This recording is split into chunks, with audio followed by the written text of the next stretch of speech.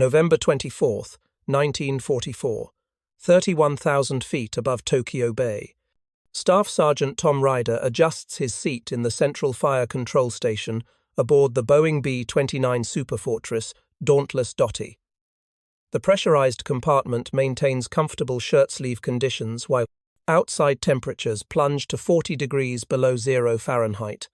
Through his computing gunsight, Ryder observes 3 dark specks emerging from clouds 15,000 feet below, climbing desperately toward the bomber formation. Captain Robert Morgan's voice crackles through the intercom from the cockpit. Bandits, 7 o'clock high. 3 fighters, climbing.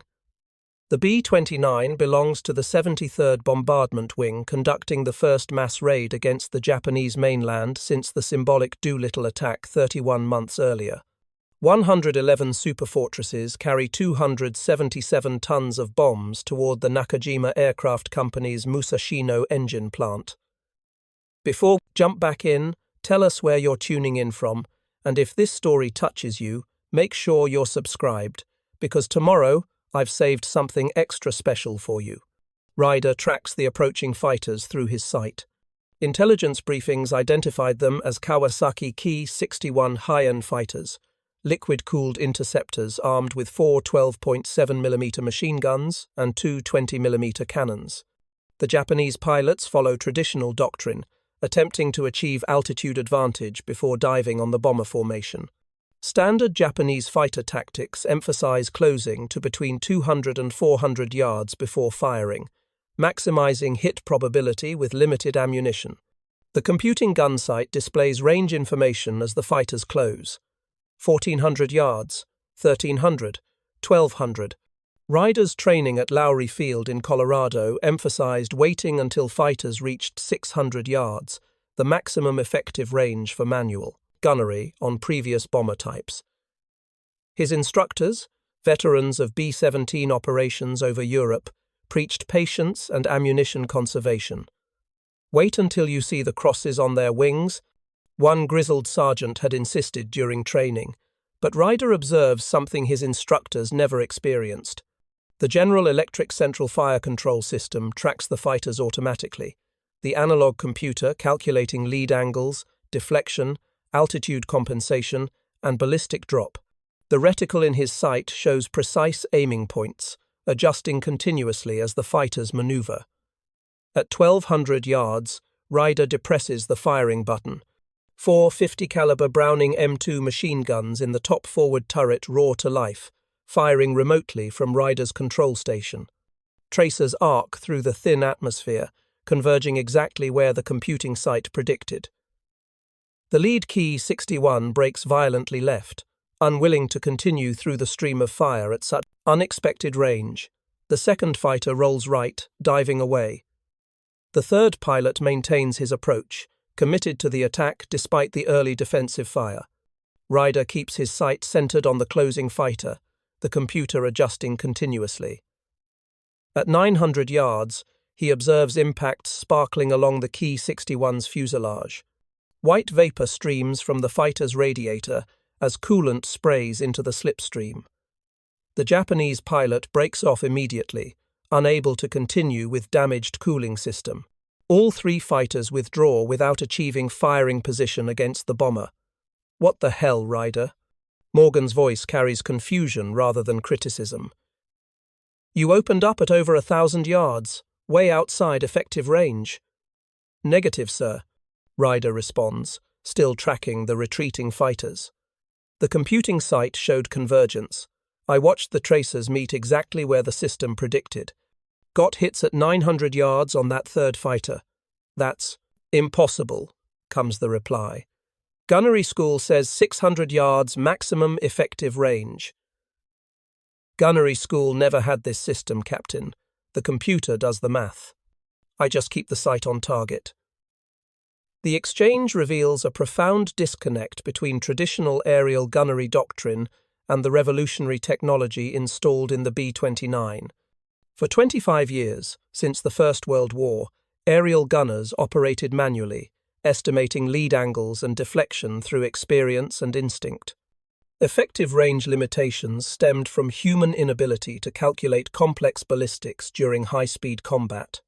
The B-29's central fire control system eliminated human calculation from the equation, replacing it with electromechanical computation that transformed defensive capability entirely. The paradigm shift that morning over Tokyo would reshape aerial combat doctrine for the remainder of the war. The General Electric Central Fire Control System installed in the B-29 Superfortress represents the most sophisticated automated weapons system developed during the Second World War. The technology emerged from 5 years of intensive engineering development, costing Boeing and the United States Army Air Forces over $3 billion, exceeding even the Manhattan Project's budget. The system's complexity stems from its revolutionary approach to bomber defense, replacing human gunners in exposed positions with remote operators working from pressurized compartments, while analog computers handled targeting calculations. 4 remote-controlled turrets mount the B-29's defensive armament. The top forward turret carries 4 50-caliber Browning M2 machine guns. The top aft turret contains 2 additional 50-caliber weapons. Both lower turrets mount 2 guns each, while the tail position houses 2 50-caliber guns and a 20mm cannon operated by a dedicated tail gunner. The central fire control gunner coordinates all forward-firing turrets from his position behind the pilots, while the aft gunner controls rear-firing turrets from a station near the tail. The computing site combines optical tracking with electromechanical calculation. When the gunner places his reticle on a target, the system measures range through stereoscopic ranging equipment. Motor-driven resolvers calculate relative motion between bomber and target. Servo mechanisms adjust turret position continuously, compensating for target movement, bomber movement, altitude, airspeed, temperature, and ballistic drop. The analog computer processes dozens of variables simultaneously, updating targeting solutions 30 times per second. General Electric engineers designed the system around fundamental ballistics principles. The 50-caliber M2 Browning fires a 750-grain armor-piercing incendiary projectile at 2,900 feet per second muzzle velocity. At 30,000 feet altitude, air density drops to approximately 30% of sea level values. Traditional gunnery calculations assumed gunners would estimate lead angles visually, attempting to place bullets where the target would be when projectiles arrived. Human estimation proved effective only at close ranges, where timing errors remained small. The B-29's computer eliminated estimation entirely. Optical tracking provided precise target position and movement data. The system calculated time to target based on range and projectile velocity at operating altitude. It computed target position at projectile arrival time based on observed target movement. Complex ballistic tables programmed into the mechanical computer accounted for projectile drop, drift from gyroscopic effects, and atmospheric density variations. The turret servo mechanisms positioned guns to aim at calculated future target positions rather than current positions. Previous American heavy bombers employed manual gunnery requiring entirely different techniques. B-17 Flying Fortress and B-24 Liberator gunners operated weapons directly, standing in exposed positions wearing heavy flight suits and oxygen masks. They estimated lead angles through experience, typically opening fire between 400 and 600 yards when targets appeared large enough for visual tracking. Combat experience from European operations established these ranges as optimal for manual gunnery against German fighters. The B-29's pressurized crew compartments enable fundamentally different operations. Gunners work in shirtsleeve comfort at 8,000 feet cabin altitude equivalent, while the bomber operates above 30,000 feet. They manipulate precision controls with bare hands rather than clumsy heated gloves. Clear vision through computing sites replaces fogged goggles and oxygen masks. The physical comfort and mental clarity enable sustained attention to targeting solutions during extended combat. Technical Sergeant Henry Carlson supervised gunnery training at the 73rd Bombardment Wing's Saipan base. His experience highlighted doctrinal conflicts between traditional training and new technology capabilities. The instructors all came from B-17 and B-24 units, Carlson recalls in post-war interviews. They taught us to wait until we could identify aircraft markings before firing, but the computing site gave us accurate solutions at 1,200 yards. The old doctrine wasted the system's potential entirely. The ballistic effectiveness of 50 caliber weapons at extreme range exceeded most gunners' expectations. While individual projectiles lost velocity over distance, the computing site's precision meant concentrated fire rather than dispersed patterns. 6 guns firing simultaneously from a single turret delivered 300 rounds per minute at the target. Even with velocity degradation to 2,200 feet per second at 1,000 yards, armor-piercing incendiary projectiles retained lethal effectiveness against aircraft structures. The key advantage lay in forcing enemy fighters to maneuver defensively throughout their approach, rather than only during final attack phases. December 3, 1944, Chofu Airfield outside Tokyo. Captain Teruhiko Kobayashi leads the morning briefing for the 244th Sentai's fighter pilots. Intelligence reports indicate another major B-29 raid approaching from the Marianas, targeting the Musashino engine plant once again. Kobayashi's unit flies Kawasaki Ki-61 Hien fighters, among Japan's most capable interceptors, with liquid-cooled engines, providing superior high-altitude performance compared to radial-powered alternatives. The briefing includes disturbing information from the November 24th engagement. Surviving pilots reported American defensive fire commencing at unprecedented ranges, well beyond effective gunnery distance for any known bomber type. Lieutenant Yoshida described tracers appearing at over 1,000 yards, forcing evasive action before achieving firing position. Sergeant Takahashi witnessed a squadron mate's fighter damaged at approximately 900 yards, the pilot forced to withdraw without firing a single round. Traditional Japanese fighter doctrine emphasizes closing to between 200 and 300 yards before opening fire. This range maximizes hit probability with limited ammunition, while ensuring sufficient striking power from 7.7mm machine guns and 20mm cannons. Japanese pilots train extensively in deflection shooting, learning to lead targets through instinct and experience developed over hundreds of training hours. The doctrine proved effective against Chinese aircraft and early war Allied fighters, establishing tactical principles that guided interceptor operations throughout the Pacific. Kobayashi plans his attack approach carefully. Intelligence suggests the B-29s maintain formation at approximately 29,000 feet, varying altitude to navigate weather conditions. His fighters will climb to 32,000 feet before the bombers arrive, positioning for diving attacks from 7 o'clock high. The altitude advantage provides energy for high-speed passes, while the attack angle complicates defensive gunnery by forcing turrets to track through maximum deflection. Traditional doctrine suggests this approach minimizes exposure to defensive fire while maximizing fighter armament effectiveness. The morning radar detection confirms bomber formations approaching from the southeast at extreme altitude. Kobayashi leads his section of 6 Ki-61s, scrambling from Chofu, climbing at maximum sustainable rate toward interception position. The fighters achieve 31,000 feet, establishing position ahead of the bomber stream's projected course. Through his canopy, Kobayashi observes contrails forming at altitude as the American formation approaches, silver bombers maintaining precise formation spacing. He initiates his attack run from optimal position, diving toward the formation's flank with airspeed building rapidly. At 1,400 yards range, Kobayashi observes multiple tracers arcing upward from the bomber formation. The defensive fire commences impossibly early, well beyond any range he encountered against B-17 or B-24 bombers operating from Chinese bases months earlier. The tracers don't disperse randomly as expected from manual gunnery, but converge in precise streams, tracking his fighter through the dive. At 1,200 yards, Kobayashi initiates evasive maneuvers, rolling left while maintaining his attack angle. The tracers follow smoothly, adjusting to his movements with mechanical precision. He recognizes immediately that these defensive systems operate fundamentally differently from anything previously encountered.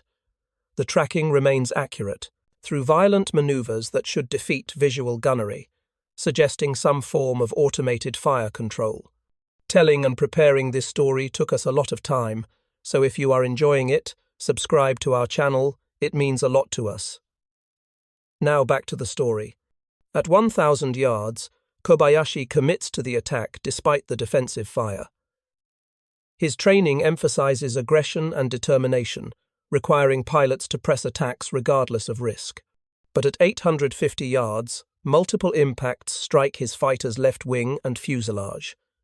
The Ki-61 shudders as 50 caliber projectiles tear through aluminum structure. His canopy cracks from fragments. The control stick jerks in his hands as aileron cables sustain damage. Kobayashi breaks off the attack, diving away to assess damage. His fighter remains controllable but trails vapor from punctured coolant lines. The radiator temperature gauge climbs rapidly toward redline. He never achieved firing position, never closed, within effective range of his weapons. The American bomber he targeted continues in formation, apparently undamaged by his aborted attack. The flight returns to Chofu with 3 fighters damaged, none having achieved effective firing positions. Post-mission debriefing reveals consistent reports across all attacking units. American defensive fire commences beyond 1,000 yards, with accuracy exceeding any previous bomber type. The fire tracks through evasive maneuvers rather than dispersing. Multiple pilots report damage or forced withdrawals before reaching firing range. Lieutenant Commander Minoru Genda reviews the combat reports at Naval Headquarters with growing concern. Genda, one of Japan's most brilliant tactical minds, planned the Pearl Harbor attack 3 years earlier. His analysis of the B-29 engagements reveals technology his forces cannot counter with existing capabilities. The Americans have developed automated fire control, he writes in his assessment. Our pilots face computed defensive fire that engages at ranges where our weapons remain ineffective. Traditional fighter tactics prove inadequate against this technological advantage. The recognition spreads through Japanese fighter commands that American bombers possess revolutionary defensive capabilities requiring entirely new tactical approaches. November 1944 through January 1945. Northfield, Saipan. The 73rd Bombardment Wing conducts systematic evaluation of gunnery effectiveness following initial Tokyo raids. Staff Sergeant Henry Hank Carlson coordinates the analysis from his position as senior gunnery instructor. Combat mission reports provide extensive data on engagement ranges, ammunition expenditure, claimed kills, and bomber damage patterns. The statistical analysis reveals counterintuitive findings that challenge 25 years of aerial gunnery doctrine. Carlson reviews gun camera footage from dozens of engagements, measuring ranges when gunners opened fire and tracking subsequent hit probability. The data shows peak effectiveness occurring between 800 and 1,200 yards, significantly beyond traditional gunnery ranges. At 600 yards, the range emphasized in training, hit probability actually decreases compared to longer distances. The pattern appears consistently across multiple missions and gunner experience levels. Technical Sergeant Robert Bobby Henderson represents the new generation of B-29 gunners. He completed training at Lowry Field in Colorado under instructors who flew B-17 missions over Germany. They taught us everything they knew, Henderson recalls. Wait until 400 yards, conserve ammunition, short bursts, all the doctrine that worked on flying fortresses. But the B-29 system worked completely differently, and nobody realized it initially. The resistance from experienced gunners proved significant. Master, Sergeant James Walsh, accumulated 35 combat missions in B-17s before transitioning to B-29s. His instincts, developed through desperate combat over Germany, emphasize holding fire until fighters close within 600 yards. I thought the young gunners were wasting ammunition, Walsh admits in post-war interviews. Opening fire at 1,000 yards seemed like panic shooting, but the statistics proved me wrong. The system worked better at longer range. Carlson develops technical explanations for the counterintuitive findings. The General Electric Central Fire Control System calculates targeting solutions based on observed target motion. At extreme ranges between 800 and 1,200 yards, approaching fighters exhibit relatively slow angular velocity across the gunner's field of view. The analog computer tracks smoothly, calculating precise lead angles, while servo mechanisms position turrets accurately. The gunner maintains his sight on target, easily, allowing the system to function optimally. At closer ranges, below 600 yards, angular velocity increases dramatically as fighters close. A fighter approaching at 400 miles per hour covers the final 600 yards in approximately 4 seconds. The angular velocity across the bomber's defensive arc exceeds the tracking system's optimal performance envelope. The computer calculates accurate solutions, but the servo mechanisms struggle to slew turrets rapidly enough. Gunners report difficulty maintaining sight picture on targets maneuvering at close range. The system degrades precisely where traditional doctrine suggested maximum effectiveness. The sweet spot discovery revolutionizes defensive doctrine. Between 800 and 1,200 yards, the system achieves optimal performance. Fighters remain large enough for visual tracking through computing sites. Angular velocity stays within servo mechanism capabilities. Projectile time of flight remains short enough that target motion predictions stay accurate. The range provides sufficient engagement time for multiple firing opportunities as fighters close.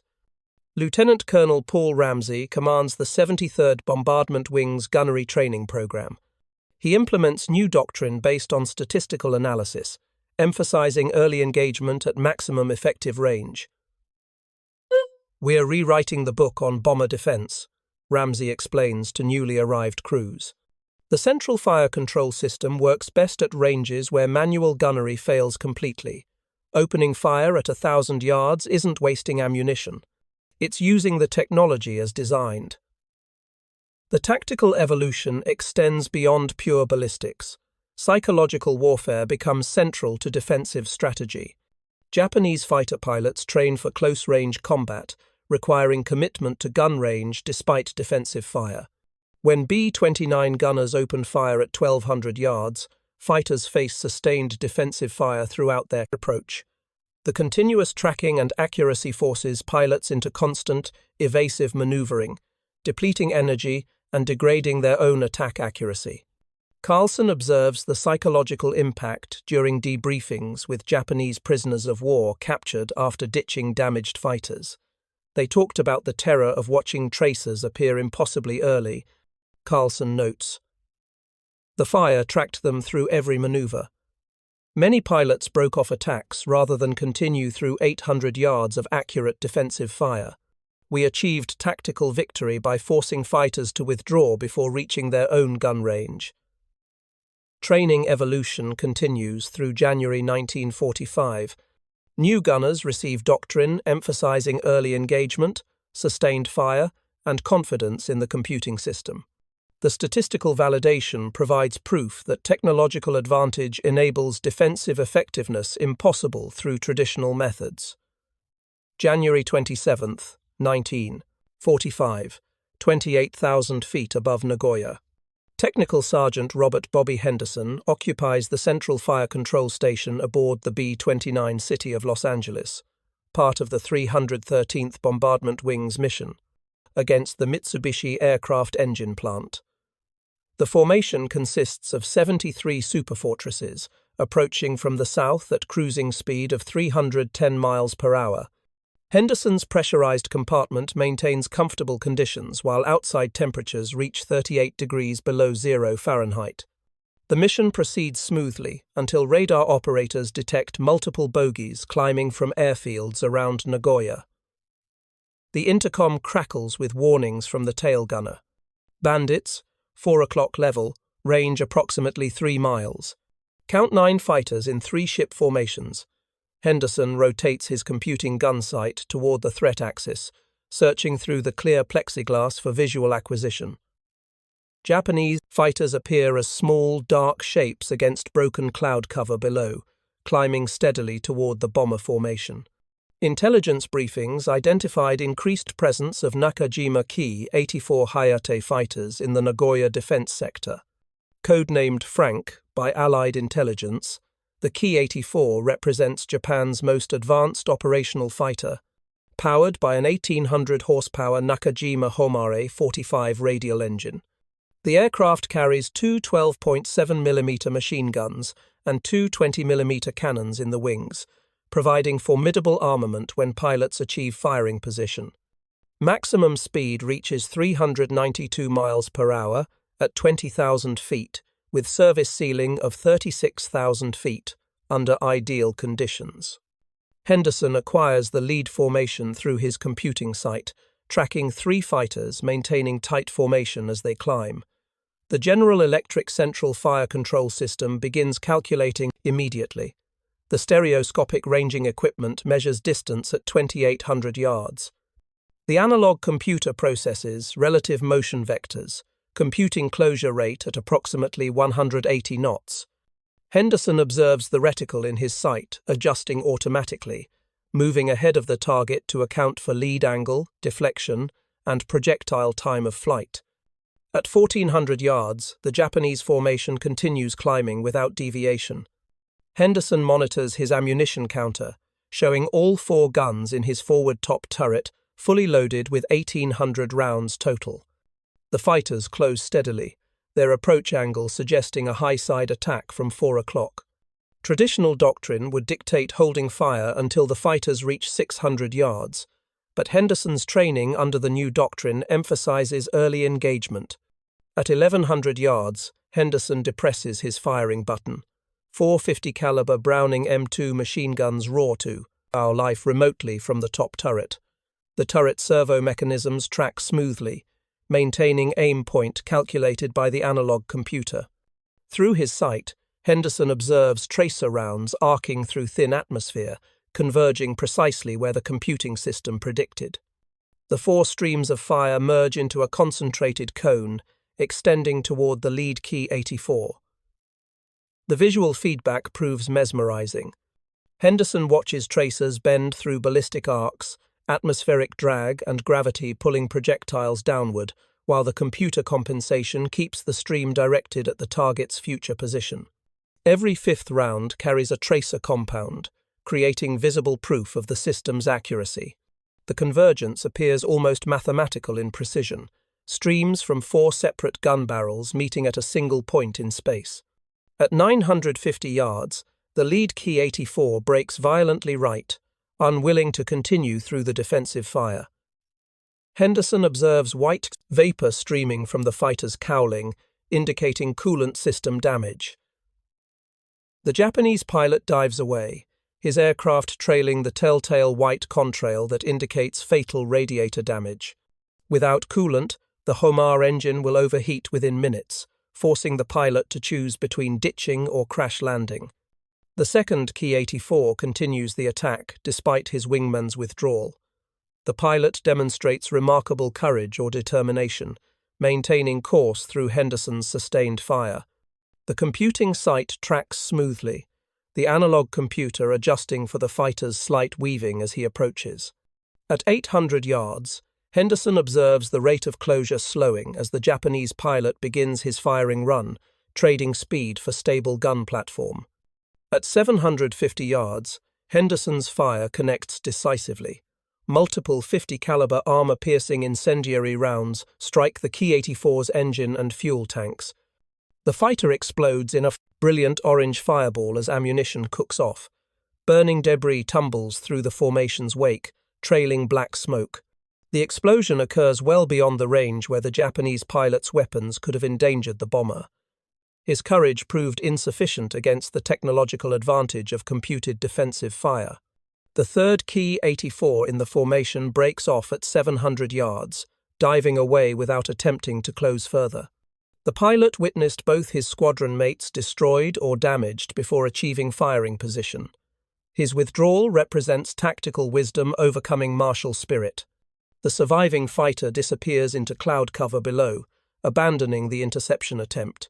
Henderson releases his firing button, the engagement lasting approximately 8 seconds from initial trigger pull to the last fighter's withdrawal. His ammunition counter indicates 420 rounds expended from 1,800 available, approximately 23% of his total capacity. The efficiency demonstrates the central fire control system's effectiveness.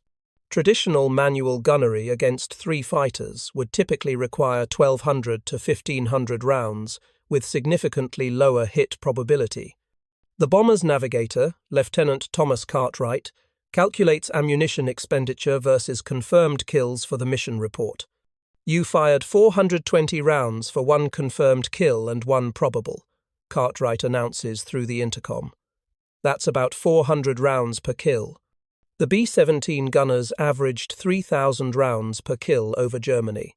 Captain Donald Price commands City of Los Angeles from the pilot seat. His voice carries satisfaction through the intercom. "Outstanding shooting, Henderson. You kept them outside their effective range entirely. They never threatened us." The post-mission analysis reveals patterns consistent across the bomber stream. Japanese fighters attempted interceptions but faced sustained defensive fire commencing beyond 1,200 yards. Few achieved firing positions. The combination of early engagement and computer-controlled accuracy created a defensive sanctuary that courage and determination could not penetrate. Henderson's engagement represented typical results when the central fire control system operated as designed. Technical Sergeant James Morrison, the radio operator who witnessed the engagement from his station, records his observations in his combat diary. "Watched Bobby work the CFC system like a master. The tracers looked like they were on rails, tracking that Frank through every maneuver. The computer never missed a calculation. Technology versus bravery. Technology won." The January 27th mission to Nagoya costs the 313th Bombardment Wing 0 aircraft to fighter interception. Japanese fighters claim no confirmed kills despite multiple interception attempts. American gunners claim 14 enemy fighters destroyed with 12 probables. The statistical reality validates the tactical evolution toward early engagement at extreme ranges enabled by automated fire control. Lieutenant Sadamu Komachi leads his section of Mitsubishi A-6M Type 22-0 fighters from Atsugi Airfield in early February 1945. Komachi accumulated over 800 combat hours during 3 years fighting across the Pacific, from the Philippines to Rabaul to Japan itself. His experience spans combat against every major Allied fighter type and countless bomber interceptions. Yet the A-6M0 he flies this morning, once the most feared fighter in the Pacific, proves fundamentally inadequate against B-29 defensive systems. The tactical dilemma facing Japanese fighter pilots stems from incompatible operational parameters. Japanese fighter armament requires closing to between 200 and 500 yards for effective damage against heavy bombers. The standard Type 99 20mm cannon achieves maximum effectiveness between 300 and 500 yards, where projectile velocity and explosive filler combine for reliable striking power. The Type 97 7.7mm machine gun demands even closer ranges, typically 200 to 300 yards, for sufficient hitting power against bomber structures. The B-29's central fire control system maintains computed defensive fire accuracy from 1,200 yards to point-blank range. Japanese pilots must therefore penetrate 800 to 1,000 yards of accurate defensive fire before their own weapons achieve effectiveness. The mathematics prove unforgiving. At typical closing speeds, fighters spend 12 to 15 seconds under continuous defensive fire before reaching their own gun range. The central fire control system's accuracy means those 12 to 15 seconds deliver sustained, tracked fire that follows through, evasive maneuvers. Komachi attempts head-on attacks during morning interceptions, the traditional solution against heavy bombers. Head-on approaches present minimum target profiles while enabling highest closure rates. Against B-17 and B-24 bombers over New Guinea and the Philippines, Komachi achieved kills through head-on passes that minimized his exposure to defensive fire. The tactic exploited bomber vulnerability, as forward-firing defensive guns on those aircraft proved less effective than beam or tail defenses. Against B-29s, head-on attacks fail catastrophically. Closure speeds exceed 600 miles per hour, combining fighter approach speed with bomber forward velocity. At such speeds, the engagement window lasts under 3 seconds, from maximum effective range to collision distance. The B-29's forward turrets, controlled by the Central Fire Control System, track smoothly throughout the approach. Komachi finds himself under accurate fire from 900 yards forward, with tracers converging precisely despite his 400+ mile/hour approach speed. The analog computer calculates lead angles, accounting for the extreme closure rate, positioning guns ahead of his fighter's path. Komachi's 3-second firing window provides insufficient time for accurate shooting while simultaneously evading defensive fire. He achieves only snapshots before breaking away, his 20mm cannon rounds missing entirely due to the hasty firing solution. He never witnesses successful head-on kills against B-29s, despite multiple attempts across dozens of missions. Beam attacks from the side, traditionally the most effective bomber interception tactic, prove equally futile.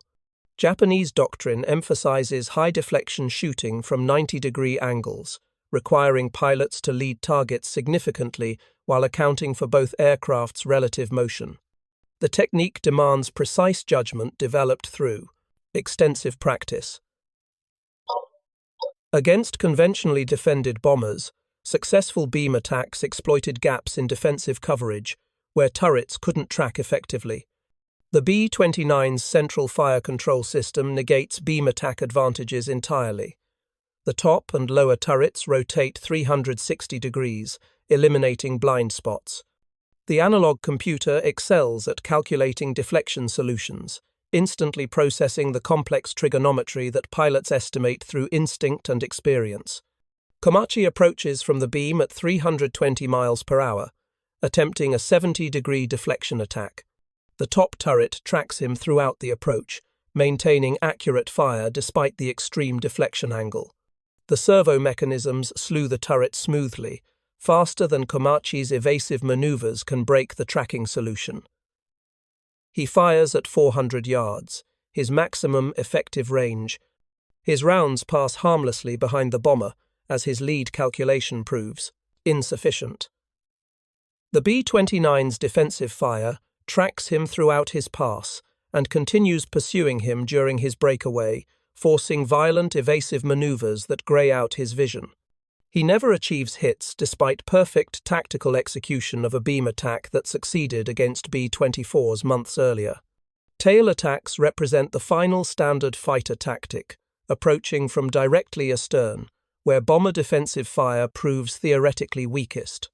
Japanese pilots prefer tail attacks against conventional bombers, accepting exposure to tail guns in exchange for stable firing platforms and longer engagement windows. Against B-17s and B-24s, Komachi achieved multiple kills through patient tail chases, weathering defensive fire while closing to point-blank range. The B-29 mounts 450 caliber Browning M2 machine guns in its tail turret position, supplemented by a 20mm cannon. The tail position connects to the central fire control system through analog computing equipment identical to other positions. The tail gunner operates from a comfortable pressurized station with clear visibility and precision computing sights. Komachi attempts a tail attack from 6 o'clock level, accepting the defensive fire as unavoidable. At 900 yards, all 450 caliber tail guns open fire with computer-controlled accuracy. The tracers converge on his A6M0 with mechanical precision, despite his weaving approach. At 600 yards, multiple rounds strike his fighter's cowling and left wing. His canopy shatters from fragments. At 500 yards, more hits damage his elevator controls. Komachi breaks off the attack, his Zero barely controllable, having never achieved firing range against the bomber's massive tail surfaces. The armament comparison reveals fundamental imbalances. The B-29 typically carries 12 50 caliber machine guns, plus one 20mm cannon in remote turrets, providing overlapping fields of fire across all approach axes. Each 50 caliber gun fires between 750 and 800 rounds per minute, with effective range against aircraft structures exceeding 1,000 yards when computer-controlled. The A6M0 Komachi Flies carries two 20mm cannon with 60 rounds per gun and two 7.7mm machine guns with 680 rounds per gun. Japanese fighters must achieve hits at close range due to limited ammunition capacity and weapon effectiveness requirements. The B-29s deliver sustained fire throughout fighter approach ranges, forcing defensive maneuvering that depletes ammunition through hasty shooting. Komachi typically expends his entire ammunition load, achieving perhaps one or two marginal hits before withdrawing. The ammunition expenditure rates prove unsustainable across multiple interception attempts per mission. Armor limitations compound tactical disadvantages. The A6M0 sacrifices protection for maneuverability and range, carrying minimal pilot armor and no self-sealing fuel tanks. Later, Zero variants add pilot armor and fuel tank protection, but weight penalties reduce performance significantly. Komachi's Zero Type 22 includes basic pilot armor, but remains vulnerable to 50 caliber armor-piercing incendiary ammunition throughout its structure. Single hits frequently cause fatal damage, forcing withdrawals or kills. The attrition of experienced pilots prevents tactical adaptation. Komachi represents increasingly rare veteran leadership among Japanese fighter units. Most experienced pilots died in combat by late 1944, replaced by partially trained replacements with under 100 flight hours. These new pilots lack the skill for complex deflection shooting or the judgment for tactical innovation. They follow standard doctrine that proves ineffective against B-29 defenses, dying before gaining sufficient experience to develop new approaches. Komachi survives through caution and tactical restraint, learned through years of combat.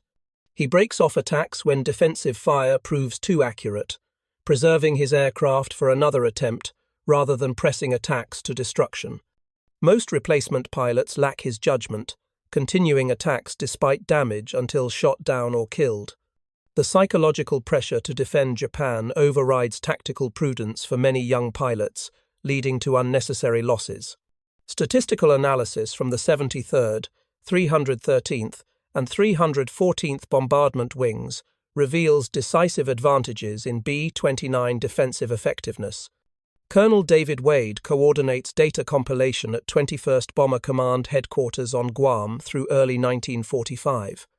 Combat mission reports provide ammunition expenditure figures, gunner claims, and Japanese loss confirmations through captured records and post-war analysis. B-17, Flying Fortress gunners over Europe averaged 3,000 rounds expended per confirmed fighter kill, engaging typically between 400 and 600 yards range. The manual gunnery systems required sustained fire to achieve hits, with accuracy degrading rapidly beyond 600 yards. B-29 gunners average 1,200 rounds per confirmed kill when engaging between 800 and 1,000 yards. The central fire control system's precision reduces ammunition waste dramatically, despite longer engagement ranges. The efficiency improvement stems from computed accuracy. At extreme range, the analog computer places rounds precisely where fighters will be when projectiles arrive. Manual gunners at close range spray fire across estimated lead angles, achieving hits through volume rather than precision. The statistical validation proves revolutionary for defensive doctrine. Japanese fighter loss rates demonstrate the system's tactical impact. December 1944 engagements result in 7.3% fighter losses per interception attempt. By March 1945, as more American gunners adopt long-range engagement doctrine, Japanese loss rates climb to 12.1%. The increasing losses force Japanese Fighter Command to reconsider interception tactics entirely, recognizing that B-29 defenses exact prohibitive costs. Master Sergeant James "Jimmy" Walsh completes 35 B-29 missions through March 1945. His previous experience includes 28 missions in B-17s over Germany, providing direct comparison between bomber defense systems. Flying B-17s, we lived in constant fear of fighter attacks, Walsh recalls in post-war interviews. You'd see Fokker-Wulfs and Messerschmitts lining up, knowing some of us wouldn't survive. The B-29 gave us confidence. We trusted the technology to protect us. Japanese pilot Lieutenant Yasuhiko Kuroe describes opposite psychological effects in his memoirs. Facing the B-29s felt like fighting machines that never missed, never tired, never feared. The tracers tracked through every maneuver. Traditional courage meant nothing against their computed fire. We felt helpless despite our willingness to die. The cultural clash between samurai spirit and technological warfare proves decisive. Japanese pilots train for close combat, requiring courage and skill. American industrial technology creates defensive systems where mathematics replaces valor. Post-war interviews with surviving Japanese pilots reveal recognition that courage became irrelevant against electromechanical computation. American gunnery training evolves throughout 1945, professionalizing the position. Several gunners achieve ace status with 5 or more confirmed kills. Staff Sergeant Henry Irwin, Technical Sergeant Robert Henderson, and Master Sergeant Johnny Holmes become recognized specialists, demonstrating that defensive gunnery represents skilled profession rather than desperate survival measure. March 10, 1945, 7,000 feet above Tokyo. Staff Sergeant Michael Corrigan occupies the central fire control station aboard Tall in the Saddle, part of Operation Meeting House, the devastating firebombing mission against Japan's capital. General Curtis LeMay's revolutionary tactical change strips defensive armament, except tail guns, carrying maximum incendiary loads at altitudes between 5,000 and 9,000 feet. The altitude reduction eliminates jet stream problems plaguing high-altitude precision bombing, but brings B-29s within reach of all Japanese fighter types for the first time. Night conditions compound Corrigan's challenges. The central fire control system depends on optical tracking through computing sites. Visual acquisition proves difficult in darkness, despite searchlights illuminating individual bombers sporadically. Japanese fighters approach unseen until entering searchlight beams or silhouetted against fires below. The technological advantages enabling long-range engagement at 30,000 feet altitude disappear entirely in night combat at medium altitude. Captain Isamu Kashiide leads key 61 fighters from Chofu Airfield, finally able to reach bomber altitude without difficulty. For months we climbed desperately, unable to reach them. Kashiide recalls in post-war interviews. That night, we achieved altitude easily. The Americans came down to us. We could finally fight. At 7,000 feet, a Key 61 materializes from darkness at 600 yards, closing rapidly on Tall in the Saddle's port side. Corrigan acquires the fighter visually, engaging immediately. But the fighter maneuvers aggressively in the darkness, breaking Corrigan's tracking solution repeatedly. At 400 yards, the Key 61's 20mm cannons fire, striking number 3 engine. The right R-3350 Cyclone engine streams flames before the pilot feathers the propeller.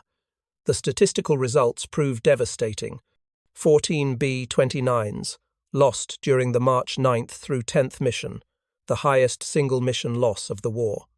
Japanese fighters achieve effective interception for the first time, validating that altitude and visibility remain critical to central fire control effectiveness.